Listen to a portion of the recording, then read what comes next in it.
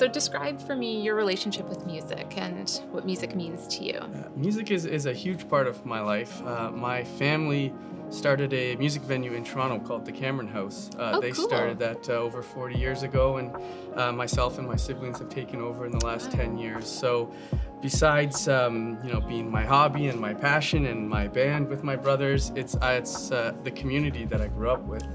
And there's so many all of my friends, all of my social circle, it's through this little bar that fosters musicians and music and the arts. So That actually moves right into the next question, which was about how music can benefit communities and individuals. And for sure, I mean, that is one little example of just a room. There's nothing special about the Cameron other than the fact of the people that are there and that frequent it, and the connections that are made, and the bands that form, and the music that comes out of just meeting people and having a place to gather. Yeah. Amazing. That's one of my favorite places to be. So have you heard of music therapy before? And what are your thoughts on people getting formal training in doing that profession? I have heard of it before. I'll be honest, I don't know a ton about it, which is why a night like this and a charity like this is so important to raise awareness. And I've, through this event, looked into it and learned a lot about it. So having events like this is important, and absolutely having more music therapists and having it a more wide known thing and wide spread would be great.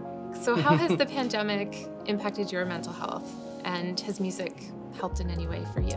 Yeah, I mean, it's certainly, musicians are one of the hardest hit. We were kind of the first to be shut down and the last to come back, and through whatever means we all use to try and stay busy and try to write and be creative, there was a lot of things that just could not be replicated without being live and without having a connection to human beings and an audience or other members. And that part has been really tough, and you can try to make your social media posts and show a brave face, but behind the scenes it is really hard without being able to have a human connection.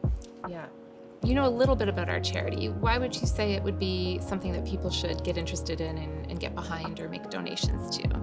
It's truly like an underrated and such an important medical aspect, and such a help to so many different diseases and ailments. I know personally we have a cousin who's has dementia, and he's in a home, and he reacts to very little other than when we kind of show up and we bring our guitars and we play, and it's needs a lot more studying and a lot more widespread usages to kind of exactly show how powerful this can be and how much of a help it can be.